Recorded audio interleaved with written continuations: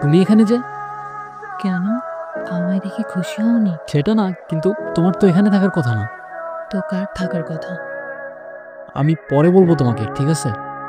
আচ্ছা, সে না হয় পরে বুঝলাম, কিন্তু তুমি কাল আর আমায় টেক্সট করলে না যে? আরে কাল টায়ার্ড হয়ে গেছিলাম অনেক, পরে ডিনার বানায় খেয়ে শুয়ে পড়ছি। কেন? তোমার মা তোমার জন্য ডিনার বানাই দেয় না? কেন? আমার বাবা মা এখানে থাকে না তো। তো কোথায় থাকে? পরে সব তোমাকে বলবো, ঠিক আছে? পরে কেন? এখনই বলো। এখন কেমনে যে বুঝাই।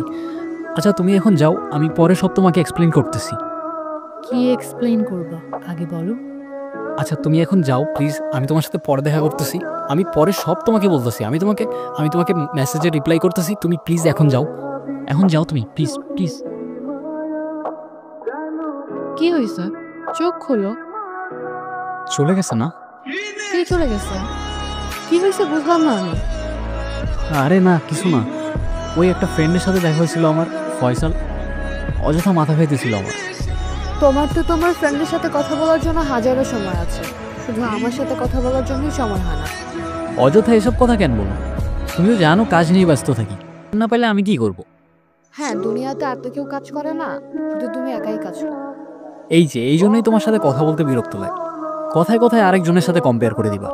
ও আচ্ছা, এখন আমার সাথে কথা বলতে বিরক্ত লাগে তোমার? হ্যাঁ তো লাগবে না? এরকম ফালতু কথা বললে বিরক্ত লাগবে না? এখন কথা বলতে সময় না পাইলে আমি কি করব? আমার একটু বলবা? হ্যাঁ, আমিই তো এখন ফালতু তোমার কাছে। এত কষ্ট করে দেখা করতে আসবো, এসে এসব শুনবো তোমার কাছ থেকে। হ্যাঁ তো আইসো না। আসতে বলছি আমি প্রতিদিন। খেয়ে আর কাজ নাই, প্রতিদিন আবার কে দেখা করে? হ্যাঁ ঠিক আছে, রিলেশনশিপ, তোমার আমাকে ভাল লাগে, আমার তোমাকে ভাল লাগে। সময় হলে বাসায় বলে দিবা। বাসায় নাও করবে না, ছেলে সফটওয়্যার ইঞ্জিনিয়ার, বিয়ে করে ফেলবা। কাহিনী শেষ। প্রতিদিন দেখা করা লাগবে, একসাথে ঘোরা লাগবে, ন্যাকামো করা লাগবে। এত কিছু কেন করা লাগবে? ঠিক আছে, কইরো না। আমি কি জোর করছি তোমাকে? হ্যাঁ করবো না তো। আর ন্যাকামো করে কান্না না করে বাসায় যাও। আমার লেট হয়ে যেতেছে। প্রতিদিনের কাজে এরা কাহিনী। তুমি এখানে কেন? আমি এখানে কেন মানে? মানে তুমি এখানে কেন? এখানে কিভাবে আসছো? তুমি আমাকে ওখান থেকে যেতে বলছিলে, এখানে আসতে তো মানা করো না। তাই বলে আমার অফিস চলে আসবা? হ্যাঁ তো, তুমি বললে সব কিছু বলবো, কিছুই তো বলবো না। হ্যাঁ তো বলবো তো। অফিসের পরে দেখা করে বলি। না, আমি এখনই শুনবো, বলো তুমি। প্লিজ তুমি এখন যাও, কেউ দেখলে ঝামেলা হয়ে যাবে। আমি পরে তোমাকে সব বলতেছি। আচ্ছা ঠিক আছে, তুমি সব কিছু বললে আমি চলে যাবো। এখন এইখানে অফিসের কেউ চলে আসলে। আচ্ছা ঠিক আছে বলতেছি, চলো বাইরে চলো। কেন? বাইরে কেন? এখানেই বলো। আরে চলো না তুমি। হ্যাঁ কফি। আমি কফি খাই না। শেট, আগে বলতা চা নিয়ে আসতাম। কথা ঘুরেছ কেন? আগে বলো, মেয়েটা কে ছিল? তোমাকে মিথ্যা বলবো না, ওকে আমি ভালোবাসতাম। ভালোবাসতাম মানে? ভালোবাসতাম মানে ভালোবাসতাম, কিন্তু এখন আর বাসি না। কিন্তু কেন? মেয়েটা তো অনেক সুন্দর। জানি না, কিন্তু আমার কেন যেন এখন আর ওকে ভালো লাগে না।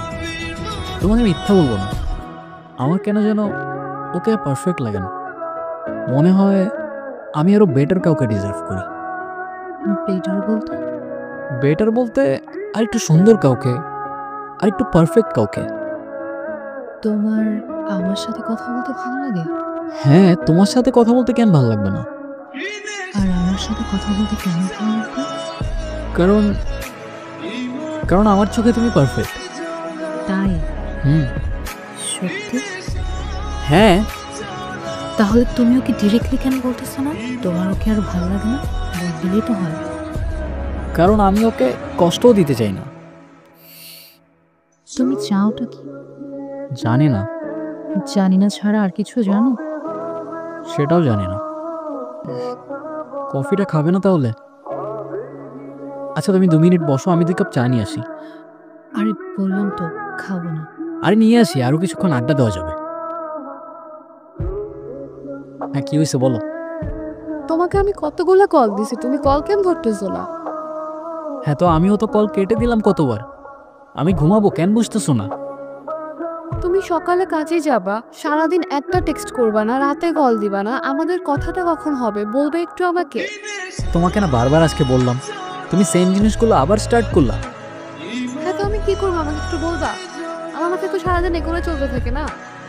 হ্যাঁ তো তোমার মাথার মধ্যে চললে মাথার থেকে বের করে একটু শান্তিতে ঘুমাও, আর আমারও ঘুমাইতে দাও। আমার আর কাজ নাই, সারাদিন কাজ করবো আর বাসায় এসে সব চিল্লাচিল্লি শুনবো আমি।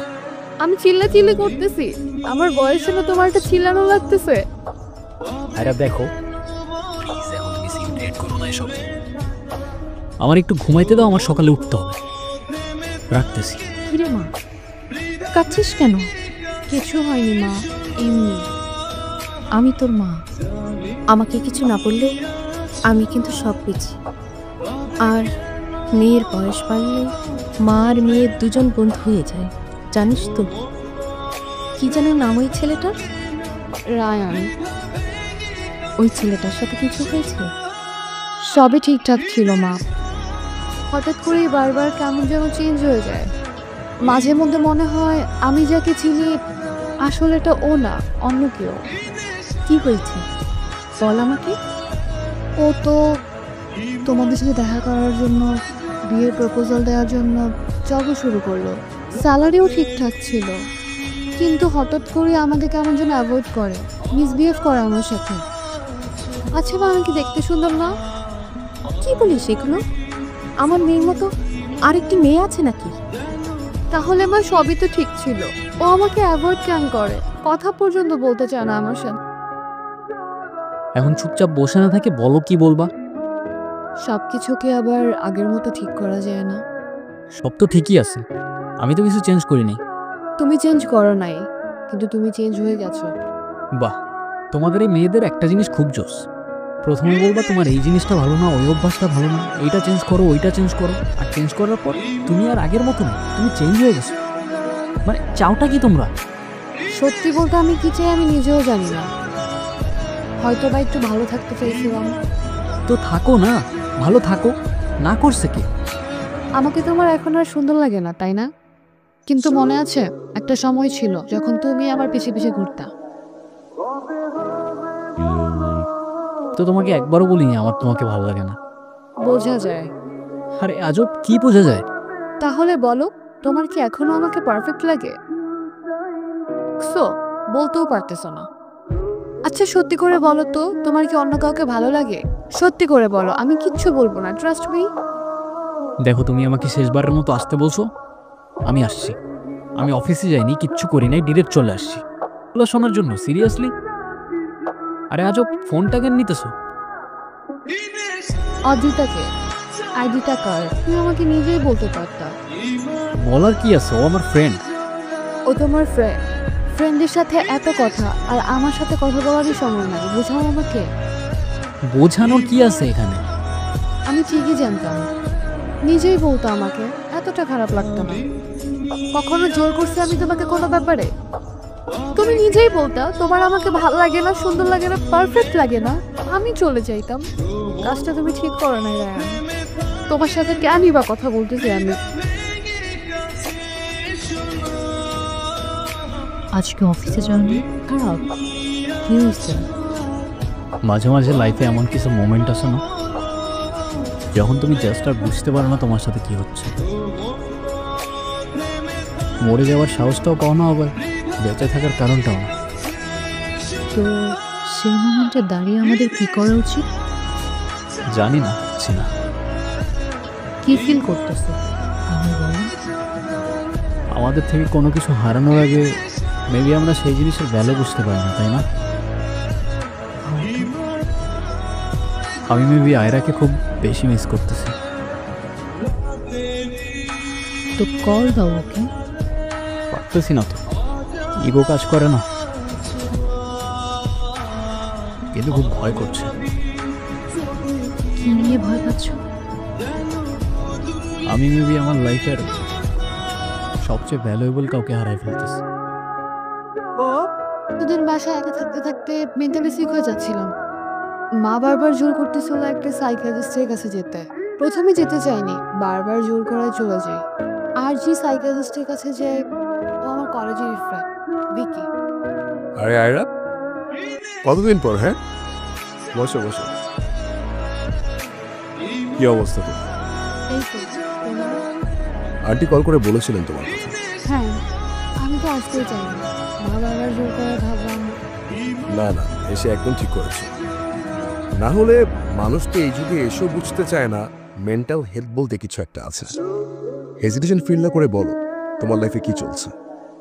বেসিক্যালি আমি একটা ছেলেকে ভালোবাসতাম, আসলে বাসতাম না, বাসি। সবই ঠিকঠাক ছিল, বিয়ের কথাও চলছিল, কিন্তু হঠাৎ করে ও কেমন যেন চেঞ্জ হয়ে যায়।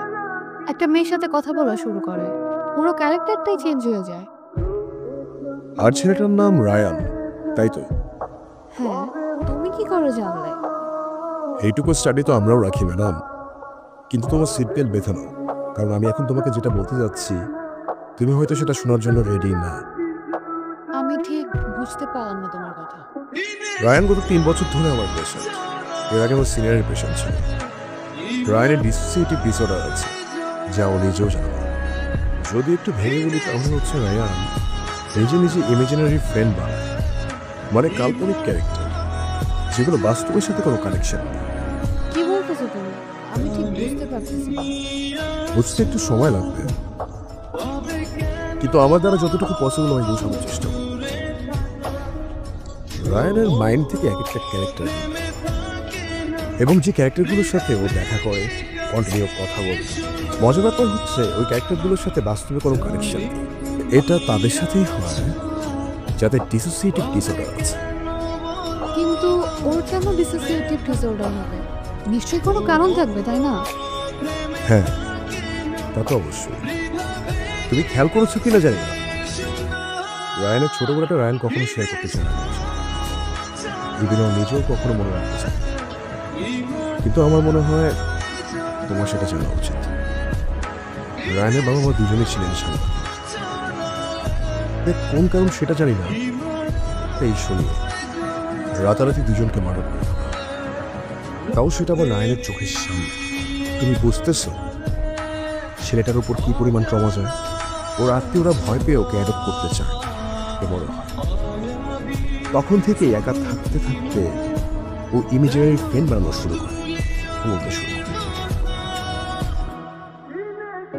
ওর লাইফটা আসলে একটা সিনেমা। কিন্তু আমি ওর ফোনে অদ্রিতা নামের মেয়েটার সাথে চ্যাটিং দেখেছি। অবশ্যই দেখেছো, কিন্তু প্রোফাইল পিকচারে কি কোনো মেয়ের ছবি ছিল নাকি কোনো কারণের ছবি? চ্যাটিং এ অবশ্যই ছিল, কিন্তু রায়ান নিজেই সেটা দুটো ফোন দিয়ে ক্রিয়েট করেছে, আর রায়ান সেটাকে বাস্তব ধরে। ওর উপর তো অনেক কিছু গেছে, সবাই ওকে ছেড়ে চলে গেছে, তুমি যেও না। কিন্তু আমি এখন কি করব? ও তো কথা পর্যন্ত বলতে চায় না আমার সাথে। একটু ওয়েট করো, শিওর না, তবে এতটুকু বলতে পারি, রিয়েল লাইফ থেকে দূরে সরতে শুরু করলে ও নিজেও সবকিছু ছেড়ে তোমাকে খুঁজতে শুরু করবে। আমাদের মাঝে মধ্যেই দেখা হতো, কথাও হতো, তাহলে ওর একটা ফটো দেখাও আমাকে। কিন্তু ওর কোনো ফটো তো আমার কাছে নাই। ওর কোনো ছবি তোমার কাছে নাই, কারণ ওর কোনো অস্তিত্ব এই দুনিয়াতে নাই। অদ্রিতার কিছুই না, শুধুমাত্র তোমার ভ্রম। এখনো অদ্রিতাকে নিয়েই পড়ে থাকবা, যার কোনো অস্তিত্বই নাই? তোমার সুন্দর লাগে না আমাকে? লাগে তো, কেমন সুন্দর? একদম পারফেক্ট। হইছে, থাক। অদ্রিতার ভূত মাথা থেকে নামলে এবার চল। কোথায়? বাবা মার কাছে। অনেক কষ্টে ম্যানেজ করছি, চলো এখন।